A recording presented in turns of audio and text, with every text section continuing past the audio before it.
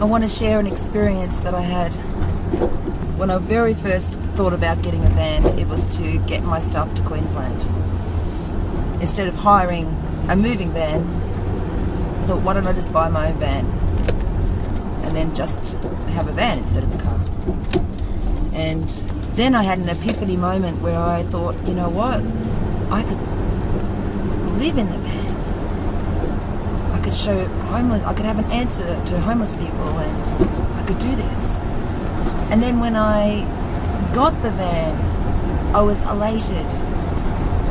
All of a sudden thought that I would be free to travel anywhere and go anywhere and live the life of travel and experience freedom.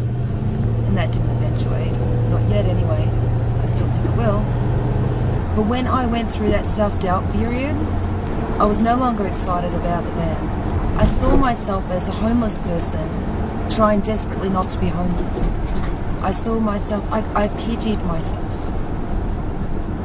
And I went through the motions that I guess what I think others may, some others may see van life to be. Some are as excited as I am and, see the adventure and think it's just awesome.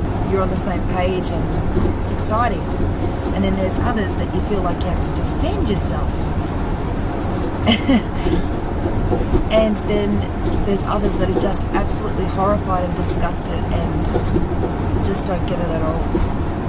And that's where the space when I was full of that self-doubt, I was like, oh my God, I'm a complete loser. I'm homeless and I'm living in the van, and I really went to the shame, and I'm really glad that I'm no longer in that space where where I had to go on those road trips. I had to see if it was just Penny being homeless in a van or Penny being on an adventure of a lifetime.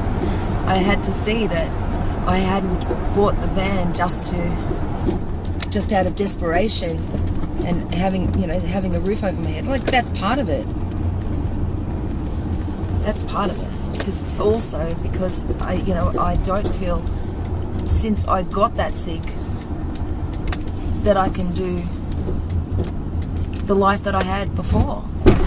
I don't feel like I can do 20-hour days and stuff anymore. I don't feel like I can push through work like that. It's like I don't want that kind of life anymore, and therefore the choices that I make as far as where I live and what goals I have match the expectation of the kind of work and effort that I would put into something.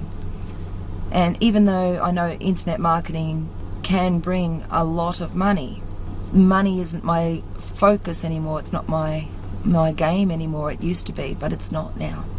And so, having human experiences, having genuinely heartwarming experiences and adventure and fun and living in integrity is more the game that I'm in, rather than what reminds me of my purpose before, my future wealth chasing purpose, which also had good intentions, but it was just now, from this space, it reminds me of how sick I got and how that wasn't a life and how I don't want to live like that.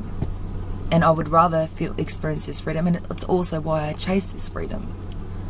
It's because I lived in my cell, and I'm still living as part of this system and wanting to escape the system to experience that freedom as well. Like, it's still there. So I need to make sure that, I find solutions for myself. And I know that there's others out there who are either too sick to work, or too stressed to work, or too depressed to work, or don't see how work fits into their lifestyle at all, or they're homeless, or etc, etc, etc. There's so many different people that if I found a solution to get out of the system, that would help them. And that drives me. It drives me more to help others than it does to help myself. But the helping of myself is the solution that I find for others, because there's probably 1,000 different solutions, and all I've got is the working example that I can play with, which is myself. But I just thought it was, I just wanted to share that self-doubt thing that I had when I saw myself as, and it was my own self-doubt that caused it, but it was what you focus on, everything else highlights as well. So when I focused on that thought, and I felt shame for being in the van instead of exciting and proud and elated, which is what I am now, what highlighted to me was all the other people in my life who would ever shown disgust and like, how could you? And all of them came to mind to reaffirm my fear and self-doubt and unworthiness and that kind of thing. Like people's questions when they're questioning, and I mean, are you okay? And things like that. Even just the look on their face, but it's mostly their questions where they just absolutely, completely don't get it. And either you don't feel like explaining yourself because you know that they don't get it. You're looking at yourself through their eyes and you're like, wow. And I don't feel like that I'm that, but I can understand where they're looking at this lifestyle in that way, and it really, magnified the whole guilt and shame and self-doubt.